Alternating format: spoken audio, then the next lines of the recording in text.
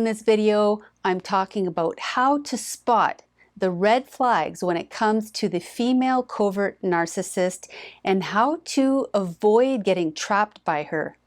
And if you already are trapped, at the end of this video, I will give you my best advice on what to do, as well as share with you the worst advice I've ever heard. This information is for educational purposes only, so if you need support with your specific situation, please reach out for help. Okay, so I'm going to dive right in. The red flags that the female covert narcissist displays will be different depending on what stage of the relationship you're in. If you are in the beginning, where she is luring you and hooking you in, here are some of the big red flags that you will see. Number one, the intimacy and connection is too intense, too fast, and seems too good to be true. So if your gut is telling you something is off, listen. How this red flag might look in reality is that you will seem to have so much in common. Almost every sentence will start with "me too." And you will feel like you've just met your soulmate. She is creating the illusion that she is the perfect woman of your dreams. And remember, she is data mining and mapping you out emotionally to find information that she can manipulate you with. She will want to find out as much as possible about you. Her focus on what you want, like, need, on your past, this might throw you off because a narcissist is supposed to be self-centered and self-serving, right? Yes, but remember that a narcissist will seemingly do things for you when in reality they will be used to exploit you later on. So if you've shared with her more in 1 week than you've shared with your lifelong best friend, take it as a red flag. Red flag number two is that she will play up her vulnerability and play the victim and make you the hero of her story. She will tell you that you are the first person to ever truly understand her and make you believe that you are the only one who can help her, who can save her from the big bad world. She is using your need to be needed to create a we-them scenario. So if she's really needy of your time, energy, attention, and your protection, that's a red flag. Red flag number three, her past relationships always end badly. And of course, it's because they're all abusers. And she may even have evidence of this, as many of them may have been charged depending on what extreme she is on the narcissism spectrum. Now, I'm not saying that if someone has been victimized many times, it means that they are a narcissist, but pay attention, especially if this red flag accompanies this next one. So red flag number four, throughout the relationship, but especially in the beginning, the female covert narcissist will create fake scenarios to make you look like you've said or done something to hurt her, or she will simply pull away from you, and when you ask why, she will play up her fears of being hurt. She'll talk about how she's been hurt by everyone in the past, how she's afraid you'll do the same thing. And what she's doing here is eliciting promises from you. She wants you to promise that you're different, that you would never hurt her, never lie to her, cheat on her, abandon her.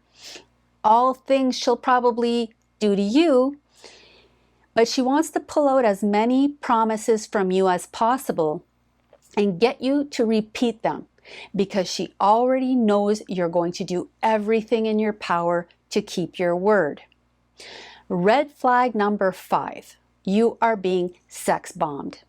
Now, the female covert narcissist often comes across initially as having a high sex drive and an openness to fulfill all of your sexual fantasies. But this is a tool. It's a way to manipulate you, which she often uses along with love bombing to form a powerful combination that makes you feel like you just stepped into another dimension of reality. So these first 5 flags are seen early on in the relationship. So if you are a loyal person with a strong protective instinct and a need to be needed, you are particularly vulnerable to falling prey to the female covert narcissist tactics and to missing these red flags. Now, if you are already deeper into the relationship, you will also start to see these other red flags. Red flag number 6, which is when the mask starts to come off. Here you start getting glimpses of Mrs. Hyde, so to speak. You will start seeing sides of her that you'll be tempted to ignore, but these overreactions and bad behavior will soon start to play out more and more. She will get more destructive and more abusive, but she'll always come back sweeter and more angelic than before. And more, you'll see this hot and cold Jekyll and Hyde behavior that is typical of someone with narcissistic personality disorder. So she will demean you, often subtly, pushing you away and then pulling you back in to feed her need for attention, admiration, and whatever else.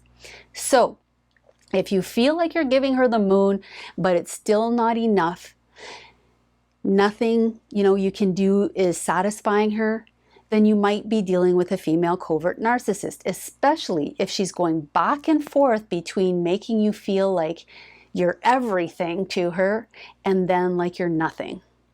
Red flag number 7, she isolates you from your family and friends or turns them into her allies. Red flag number 8 is that she is very different in public than she is behind closed doors.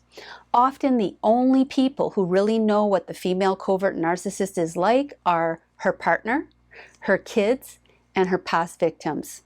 She can not only turn her behavior on and off, but she can turn her emotions on and off like a faucet. You might be in the middle of a week-long silent treatment, but if you have a social engagement, she will be all over you, acting like everything is perfect, and then the minute you're back in the car, the silent switch is flicked back on.